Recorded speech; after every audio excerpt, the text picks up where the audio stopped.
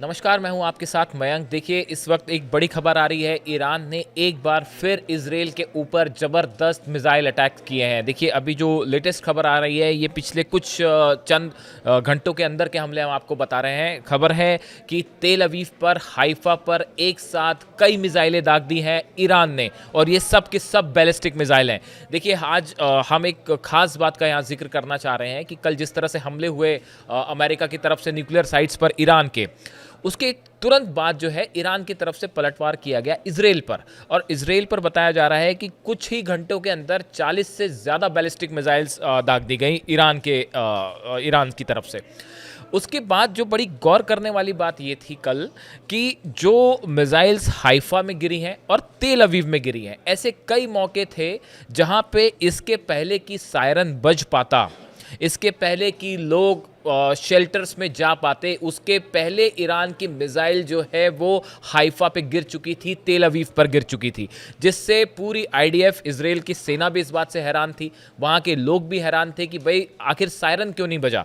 देखिए, हमने जो पहले देखा, जो वहाँ के लोग, इजराइल के लोग बता रहे हैं कि हमने हमास के से जो रॉकेट्स फायर होते हैं या हुतीस की तरफ से जो मिसाइल्स फायर हो रही थी, उस समय क्या होता था कि जैसे अलार्म फ़ौरन बज जा रहा था तो लोग अलर्ट हो जाते थे और उसके बाद वो शेल्टर में चले जा रहे थे। लेकिन कल जो है वो ये हुआ कि अलार्म बजने के पहले ही ईरान की मिसाइल गिर चुकी थी इजराइल के ऊपर, तेल अवीव पर और हाइफा पर, और तबाही मचा चुकी थी। अब सवाल ये है कि साहब, ये आखिर हुआ कैसे? ये ईरान की कौन सी मिसाइल है जिसने इतना ज़बरदस्त नुकसान पहुंचाया है इजराइल को? तो ये मिसाइल का नाम है खैबर शेकन, या इसे हम खुर्रम शहर 4 के नाम से भी आपने सुना होगा। अब ये जो खैबर मिसाइल है, इसने बहुत ज़बरदस्त जो है तबाही मचाई है, ख़ास तौर पर तेल अवीव और हाइफा में। अब ऐसा क्यों हुआ? आखिर ये खैबर मिसाइल जो है वो इतना बड़ा चैलेंज इजराइल के लिए क्यों बन गया है? देखिए, पहली बात तो ये कि ये जो मिसाइल है खैबर, इसकी रेंज करीब 2000 से 2500 किलोमीटर बताई जाती है, और ये 1500 किलो से ज़्यादा का वॉरहेड अपने साथ लेके ट्रैवल कर सकती है। यानी देखिए, 1500 किलो का वॉरहेड काफ़ी बड़ा वॉरहेड होता है। और इसके अलावा इसमें एक गौर करने वाली बात यह है, जो कि खैबर मिसाइल को बहुत खतरनाक बनाती है, वो है MRV टेक्नोलॉजी, जो इसमें इस्तेमाल किया जाता है। देखिए, इसमें होता यह है कि इसका जो वॉरहेड है वो ये ब्लास्ट करने के पहले उसमें कई सारे वॉरहेड्स निकल सकते हैं। यानी एक मिसाइल से मल्टीपल टारगेट्स हिट्स हो सकते हैं, कई जगह उससे तबाही हो सकती है। ये इसको बहुत ज़्यादा खतरनाक बनाती है। दूसरी, ये हाइपरसोनिक मिसाइल है, और जिसके चलते ये अपना रूट चेंज कर सकती है। अगर कोई इंटरसेप्टर इसकी तरफ बढ़ रहा है तो वो इस अपना रूट चेंज कर सकती है और डॉज दे सकती है किसी भी इंटरसेप्टर को, चाहे वो आयरन डोम हो, चाहे वो एरो 3 हो, या फिर डेविड स्लिंग हो। ये तीनों जो मेन डिफेंस सिस्टम है इजराइल के, इसको चकमा देने में माहिर है। यही वजह है कि एरो 3 ना इसे रोक पाया, ना डेविड स्लिंग रोक पाया, ना आयरन डोम रोक पाया। और रोकने की बात तो छोड़िए, वो इतनी स्पीड के साथ गिरी है कि अलार्म तक नहीं बच पाए, लोग उससे अलर्ट ही नहीं हो पाए। इसके बाद जो है वो एक ज़बरदस्त चुनौती बना हुआ है इजराइल के लिए, इस खैबर मिसाइल से निपटना। अब देखिए, इसमें एक बड़ी, एक्सपर्ट्स जो मान रहे हैं, एक बड़ी जो चुनौती इजराइल के सामने है अब, वो है इजराइल का Dimona nuclear facility, Dimona nuclear site. ये कहा जा रहा है कि अगर मान लीजिए इस खैबर मिसाइल से अगर डिमोना न्यूक्लियर फैसिलिटी को, इजराइल को नुकसान पहुंचाया जाता है, उस पर अगर ईरान ये मिसाइल दाग देता है, तो क्या इजराइल उसे रोक पाएगा? देखिए, डिमोना जो न्यूक्लियर फैसिलिटी है, इसके चारों तरफ इजराइल ने, अमेरिका ने सुरक्षा के पुख्ता इंतजाम किए हुए हैं। एरो 3 सिस्टम लगा हुआ है, डेविड स्लिंग डिफेंस सिस्टम लगा हुआ है, आयरन डोम लगा हुआ है, और यहाँ तक कि थर्ड जो सिस्टम है अमेरिका से जो इजराइल को मिला है, वो भी डिमोना न्यूक्लियर साइट के चारों तरफ लगा दिया गया है। लेकिन जिस तरह से पिछले 2 दिनों में खैबर शेकन मिसाइल से इजराइल पर हमले हुए और इजराइल को पता भी नहीं चल पाया, इसके पहले मिसाइल गिर चुकी थी, इतनी तेज स्पीड से इसने हमला किया है, तो उसके बाद ये सवाल उठाए जा रहे हैं। कुछ एक्सपर्ट्स ये कह रहे हैं कि अगर मान लीजिए इस खैबर मिसाइल से अगर इजराइल के डिमोना न्यूक्लियर फैसिलिटी पर हमला हो जाता है, तो उसके बाद क्या होगा? देखिए, ये 1500 केजी का वॉरहेड भी अपने साथ ले जा सकती है, यानी इसमें अच्छा खासा पेलोड हो सकता है और इससे बड़ी तबाही मच सकती है। और डिमोना देखिए, पुतिन ने एक बार पहले भी ये बात कही है, हालांकि उन्होंने ईरान के रेफरेंस में कही थी कि अगर आप न्यूक्लियर साइट्स को निशाना बनाते हो तो कोई बड़ा हादसा हो सकता है।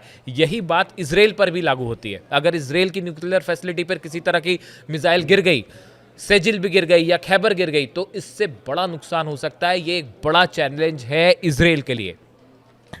दूसरी तरफ देखिए, अभी एक नया बयान आया है जिसका मैंने अपने पिछले वीडियो में भी जिक्र किया था।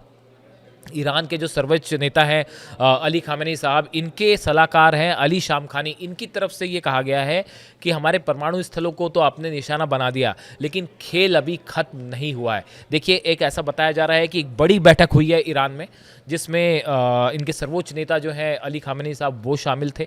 जितने सलाहकार थे वो शामिल हैं।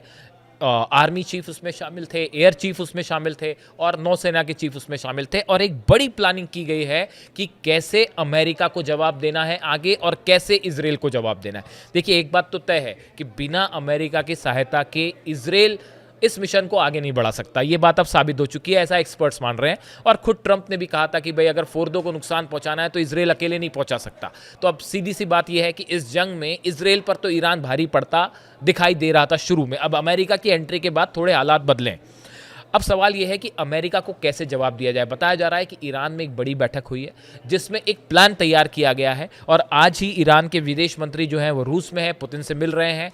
उसके बाद हो सकता है कि उन पुतिन से चर्चा के बाद, रूस से चर्चा के बाद एक बड़ा प्लान तैयार हो कि कैसे अमेरिका को जवाब देना है। हॉर्मूज स्ट्रेट के बारे में हमने बात की है। क्या हॉर्मूज पर ईरान की संसद ने तो अनुमति दे दी है बैन लगाने की? क्या ईरान स्ट्रेट ऑफ हॉर्मूज को बंद कर देगा? अगर ऐसा होता है, 20% से ज़्यादा ऑयल और गैस वो एक्सपोर्ट होता है स्ट्रेट ऑफ हॉर्मूज से, उसके बाद इसका बड़ा ज़बरदस्त असर होगा पूरी दुनिया पर। अमेरिका ने अपील की है चाइना से कि भाई ईरान से को समझाइए कि स्ट्रेट ऑफ हॉर्मूज जो है वो बंद ना करे। इस तरह की खबर जो है वो निकल के सामने आई है। अब देखिए, कुल मिला के बात यह है कि अगले 24 से 48 घंटे में ये बात तय हो जाएगी कि ईरान किस तरह से अमेरिका को जवाब देता है। 40 से ज़्यादा मिलिट्री बेसेस हैं आसपास, इनके दूतावास हैं, एम्बेसीज हैं।